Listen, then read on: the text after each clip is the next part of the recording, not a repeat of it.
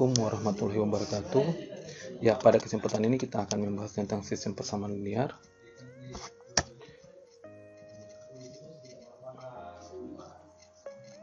Oke, sistem persamaan linear memiliki bentuk umum seperti ini: A11x1 plus A12x2 plus sampai A1nxn sama dengan B1 dan seterusnya sampai AM1x1 plus AM2x2 plus dan seterusnya sampai AMnxn sama dengan Bm. Nah, ini adalah persamaan dengan persamaan ini sebanyak n dan jumlah variabelnya sebanyak n, di mana x1 sampai xn adalah p-ubah atau variabel dan subskrip a dan b menyatakan konstanta, ya. Jadi situ A11 adalah koefisien x1 sampai seterusnya, ya. Untuk persamaan pertama, A12 itu adalah koefisien dari x2 untuk persamaan pertama dan seterusnya. Oke, suatu sistem persamaan linear itu memiliki dua bentuk penyelesaian, yaitu memiliki penyelesaian dan tidak memiliki penyelesaian. Nah, yang memiliki penyelesaian kita sebut sebagai sistem persamaan linear yang konsisten, sedangkan sistem persamaan linear yang tidak mempunyai penyelesaian disebut sistem persamaan linear yang tidak konsisten. Nah, untuk sistem persamaan linear yang konsisten ini terbagi dua lagi untuk penyelesaiannya, yaitu penyelesaian yang tunggal atau penyelesaiannya ada satu. Misalnya nanti kita peroleh x-nya 2, y-nya 3 dan seterusnya. Sedangkan untuk yang kedua yaitu sistem penyelesaiannya itu banyak atau tak terhingga, ya. Oke, untuk mengilustrasikan penyelesaian dari sistem persamaan linear, kita berikan ilustrasi grafik. Nah, misalkan kita berikan sistem persamaan linear dua variabel A1x tambah B1y sama dengan C1, A2x tambah B2y sama dengan C2. Nah, ini ada dua persamaan. Nah, masing-masing persamaan ini berupa garis lurus, maka penyelesaiannya adalah titik potong kedua garis tersebut. Nah, kita misalkan yang persamaan pertama sebagai garis L1 dan persamaan kedua adalah garis L2, sehingga kita akan mendapatkan tiga kemungkinan. Dari titik potong kedua garis ini. Yang pertama yaitu kedua garis bisa sejajar, ya, bisa sejajar seperti ini. Nah, yang kedua, persamaan kedua garis tersebut kalau dinyatakan dalam bentuk garis bisa saja saling berpotongan.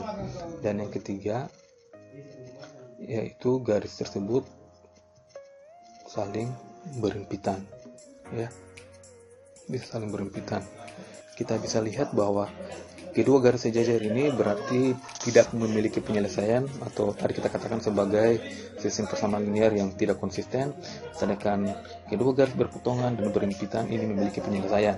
Artinya kedua garis ini kita katakan sebagai sistem persamaan linear yang konsisten atau punya penyelesaian, di mana untuk kedua garis berpotongan penyelesaiannya adalah tunggal, sedangkan dua garis yang berhimpitan penyelesaiannya adalah tak terhingga. Oke, kita lanjut. Penyajian sistem persamaan linear dalam matriks. Jadi sistem persamaan linear itu kita sudah berikan bentuk umumnya seperti yang di awal tadi, ya. Nah, ini kita bisa nyatakan dalam bentuk matriks atau bisa kita katakan sebagai matriks yang diperbanyak. Nah, bisa kita tuliskan seperti ini, ya. Jadi yang kita tuliskan dalam matriks itu yaitu koefisien untuk masing-masing variabel dan persamaannya, ya. Di situ kita bisa lihat ada sebanyak m variabel, berarti nanti ada sebanyak m baris, sedangkan variabelnya sebanyak n, berarti nanti kolomnya Oke, sedangkan variabelnya sebanyak n berarti nanti bentuknya kolomnya sebanyak n plus konstanta untuk b. Oke, kita berikan contoh. Misal S1 X2 2X3 sama dengan 9, 2X1 plus 4X2 kurang 3X3 sama dengan 1, 3X1 plus 6X2 kurang 5X3 sama dengan 0. Nah, ini kalau dibentuk matriks yang diperbanyak, itu perhatikan, kita tinggal tuliskan koefisien masing-masing variabel untuk persamaan pertama 1, 1, 2, 9 ya. Sedangkan untuk persamaan kedua 2, 4, negatif 3, 1. Persamaan ketiga 3, 6, 5, 0 ya, seperti itu. Jadi kita bentuk suatu sistem persamaan linear dalam bentuk matriks. Saya pikir ini mudah, tinggal memasukkan koefisien variabel di dalam bentuk matriksnya. Oke, kita lanjut ya. Kita lanjut. Nah, sekarang kita mau menyelesaikan sistem persamaan linear. Jadi sebelumnya atau dulu pernah kita menyelesaikan sistem persamaan linear dengan beberapa cara, misalnya eliminasi, grafik, dan gabungan. Jadi kali ini kita akan menyelesaikannya itu dengan mengganti sistem persamaan linear menjadi sistem persamaan linear baru yang mempunyai penyelesaian sama atau ekivalen, tetapi dalam bentuk yang lebih sederhana. Nah, bagaimana caranya? Jadi ada langkah-langkahnya untuk sistem persamaan linearnya. Yang pertama, kita kalikan suatu persamaan dengan suatu konstanta tak nol. Yang kedua, kita pertukarkan dua persamaan sebarang. Yang ketiga, tambahkan perkalian dari suatu persamaan ke persamaan lainnya. Ya, jadi ini tiga ya. Jadi tiga konsep ini yang kemudian akan kita gunakan untuk menyelesaikan sistem persamaan linear. Nah, ini kalau kita operasikan pada matriks jadi hampir sama. Kalau kita operasikan pada matriks, jadi kita kalikan suatu baris dengan suatu konstanta tak nol ya, hampir sama ya.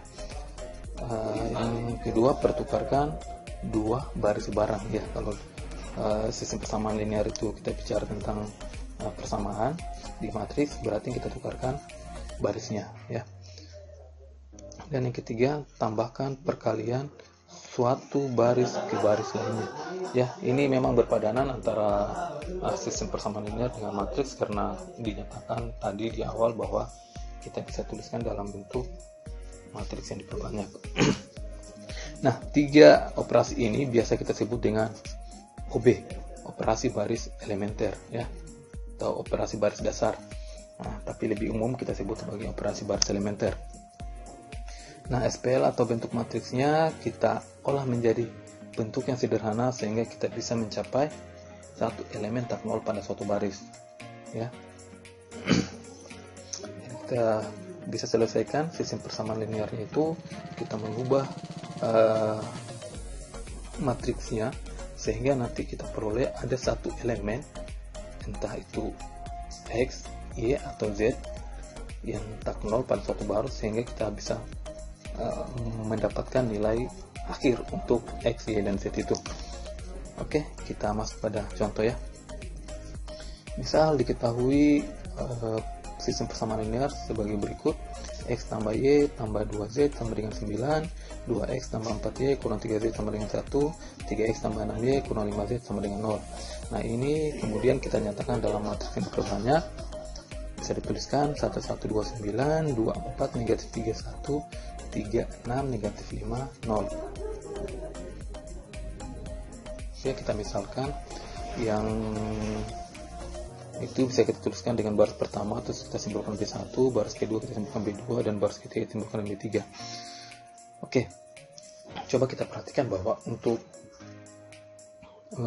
kolom pertama itu berpadanan dengan nilai X, sedangkan kolom kedua itu berpadanan dengan nilai Y, dan kolom ketiga berpadanan dengan nilai Z, sedangkan kolom keempat itu menyatakan konstanta. Selanjutnya kita akan menerapkan konsep operasi baris elementer tadi, di mana sebenarnya di sini kita berupaya melakukan manipulasi sehingga kita memperoleh nilai X, Y, dan Z-nya. Oke, kita lakukan operasi yang pertama, kalikan baris pertama dengan negatif 2, lalu tambahkan ke B2. Ya. Jadi kita kalikan baris pertama dengan negatif 2, lalu tambahkan ke B2. Ini tujuannya apa? Supaya kita bisa mendapatkan atau memperoleh nilai 0. Ya, memperoleh nilai 0 untuk kolom X yang lain. Sedangkan kolom X yang di atas kita sudah peroleh nilai 1. Ya. Ini kita bisa tuliskan, kalau saya bisa tuliskan B1 kali min 2 tambah B2. Ya. Nanti selanjutnya tidak perlu kita tuliskan lagi kalikan B1 dengan negatif 2 lalu ditambahkan B2. Tapi bisa kita singkat B1 kali min negatif 2 tambah B2. Oke. Di sini perhatikan ini ya, baris pertama nanti kita kali dengan negatif 2 lalu kita tambahkan dengan B2.